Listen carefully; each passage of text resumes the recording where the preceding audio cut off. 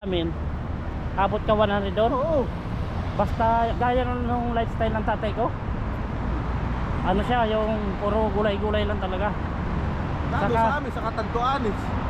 Oh. Takin. Tapos araw-araw talaga yun, may lakad yun ng siguro nasa 3-4 na oras ang nalalakad mo.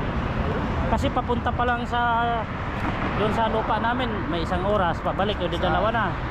Ay yung pag-ikot-ikot pa doon sa buhay. oh. Tapos sa tanghali talaga, tulog yun. Pakakain na yan, tulog yan. Mahaba ang tulog niya lagi. Sarap, sariwang hangin. Saka no, Walang bisyo. walang stress yun. Oh, walang bisyo, hindi na Tapos stress. sariwang pagkain. Tamang ehersisyo. Yun yun. Mag-uutsinta na nga, puta.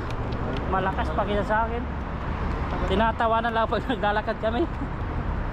Siyempre, mga nakakakuha ng mga talaga natural nutrients ng mga pagkain sa atin. Kaya ng gulay. Saka walang bisyo yun. Sigarilyo Kinakain inom. natin gulay, wala na sustansya. Puta, wala na, ano na yan, ilang buwan na yan eh. Tsaka yung sabaw ng buko, puta, ang lakas magkano yan. Yun na maganda no. Detoxify ng katawan yun. Pati high blood pala nun, gamot nun eh. No?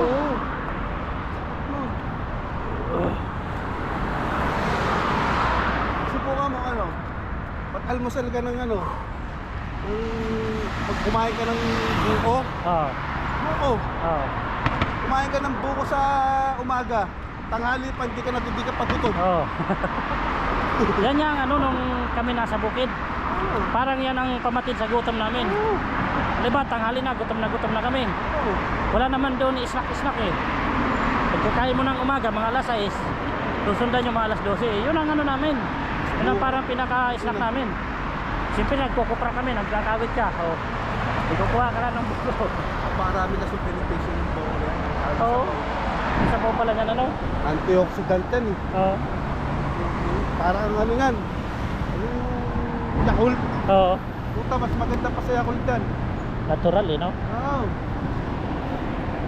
Kasi Yung- asim niya, kaya pag medyo maasim na yung buko, na-peppermint na yan eh. Peppermented yung... Ito siya. Alam mo yung parang nabuburo na? Oo. Yun yun. Parang, kaya ginagawa ba ang suka yan, ano? Oo, fermented yan eh. Sabi, antioxidant sa puta ko may mga bad bacteria kapag tayo pinatay sa loob ng katawan. Ano pag yung kakain ka ng ano, yung buko na medyo manigas-nigas na ng konti, yung masarap, hindi naman siya butigat. Oo. Sakto medyo kakapalan na malambot pa rin. Puta. Sa amin, Busog. kukunin mo lang yun sa bakuran. Daming nyug doon. Sabi ng kainin na ano.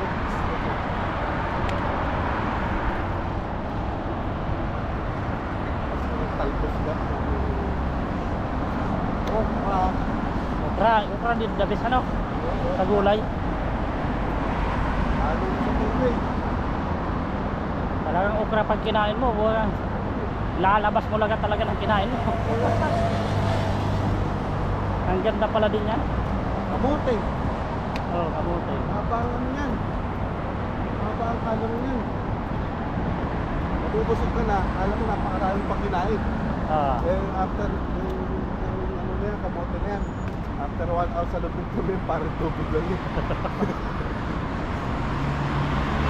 Dito kasi ang mahal ang kamote, puta yun. Ha? Mahal Dito talaga. 12, 14 kilo. Ito na naman ng kamote. Samantalang sa amin, di pinapansin. Pag magde-develop ka naman ng muscle mo yan, kamote ka. Kamote ka lang. Gym ka. Ba't yun?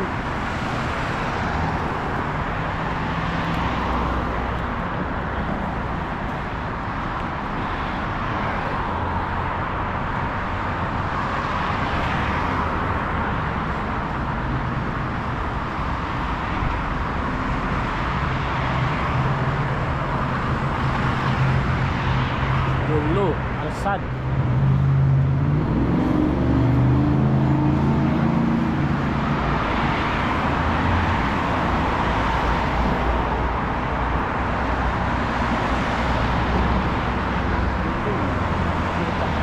Tapos pag ganito, upo ka sa banyo, yung walang aircon. Kaso delikado rin ano. Di ba, pag ulit mo lang ng bahay, pag sa taas, Buko ka, huwag ka magpupuas. Oo, ng aircon ano. Huwag ka magpupuas sa electric fan o aircon. Labas talaga lahat ano. Lumang mo ng tubig. Labas, ang bukang nila. Kamdam. Ito ang kasarapan sa ano, pag ganitong summer maglakad sa kadano. Malayo-layo na rin itong nilakad natin eh. Sabi ko, tako ng Oo.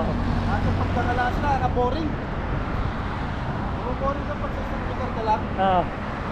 Sabi ko, dapat dito makaapat na ikot lang ako. Kaya hindi, maboboring ka. Boring ka na. Oo. Lalo pag walang kasama, pero kung meron, lalo pag nakayaya tayo ng mga chicks, kung may mag-ano doon sa atin, hindi na tayo mapagod.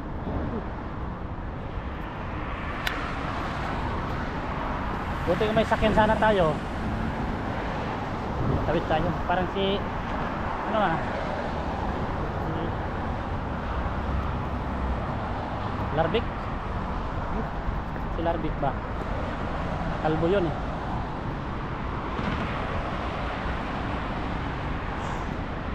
Sarap din talaga pagpawisan. Laki na ng parking ng Lakad po daanan natin. yung bike lane. Naman tayo. Doon tatawid tayo dyan. Oo, daanan natin. Tapos balik tayo pagdating natin sa Minisira Station. Balik tayo dito. Puro wala sa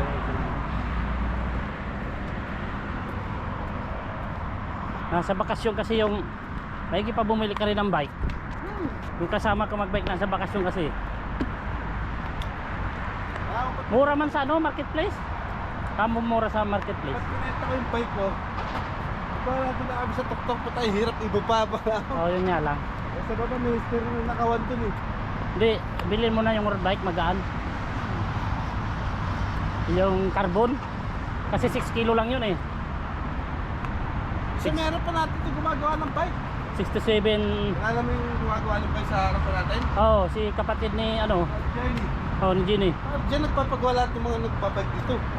At pati mga mayayaman kasi kami sumatayo. Yun nga daw ang ano niya. Kahit hindi na magtrabaho yan eh. Tama may mga racing team dito sa kanya lahat nagpapakondisyon ng bike. Parang si kakilala ni Gas Abilgas yun ano. Si ano baga yun dati natin kasama sa Si ano, paano nun? si Gas, kung tawagan natin. Ako na yun. Yun, si ano na yun, yung electrician. Oo, nasa Dubai na ngayon. Yun, parang gano'n siya. Kababayan niya nila yun eh, Pangasinan din yun eh. Pati mga katari. Panggalatok.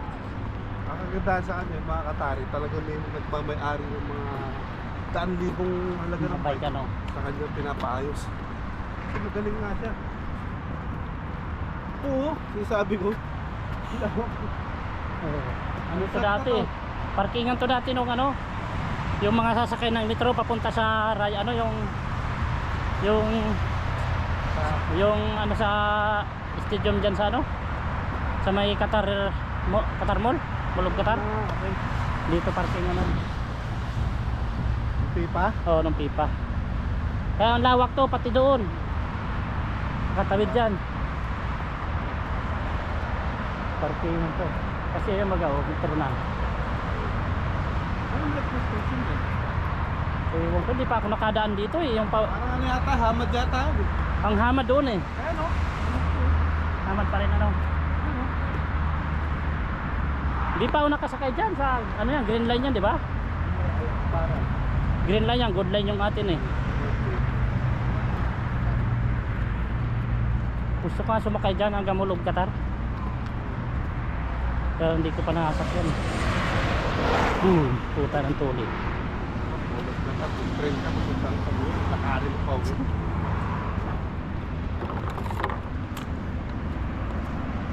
Ngayon naman ang pinagpawisan ng ganito. Ha? Hindi ako pawisan kahit sa trabaho. Oo. Hindi ka pa nakapawisan. Hindi, nasa ano eh, BMS ano lang ko. Monitoring lang. Sumpasa tayo ng pawis. Bay, lumalabas din pagka ano, may emergency. May PPM. Bilis.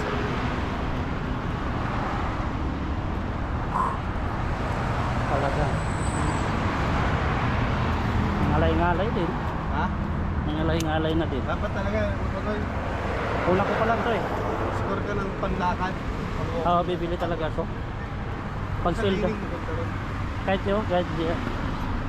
Kahit muray na lang. Ito, 130 lang to. Sarap yung comfortability niya. Ganda talaga sa komportable sa paano. Tapos yung material siya, galing din naman ng US. Parang ano yung ano yan eh, yung Adidas na ano. Yung Ano to, ka-level ng Anta. Yan. Parang maganda liling ka. Tamo nga yung Hoka, New Balance, Warwick. ano, mahal.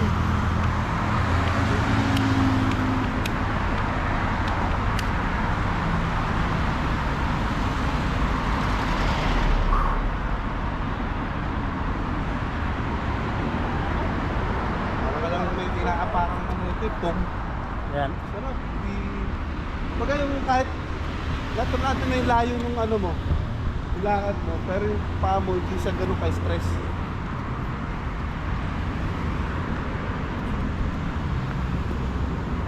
Lagi na promo doon ano.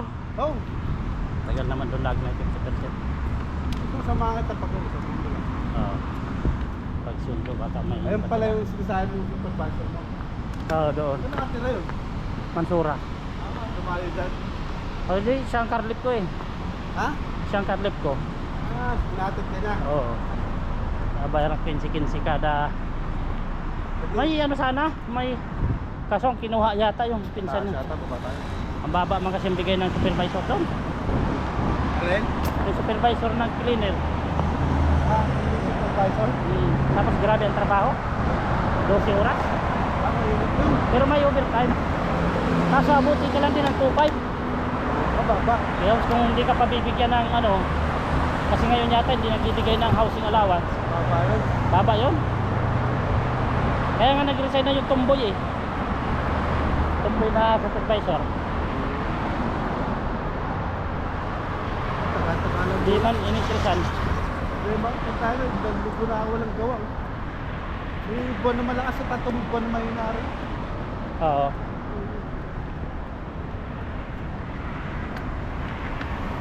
Gustong gusto ko na rin umuwi kaso tagal-tagalan. Hindi, magninegosyo talaga. Ay yung negosyo ko sa amin sa bukid eh mahina naman. Ito nang tatakbo eh.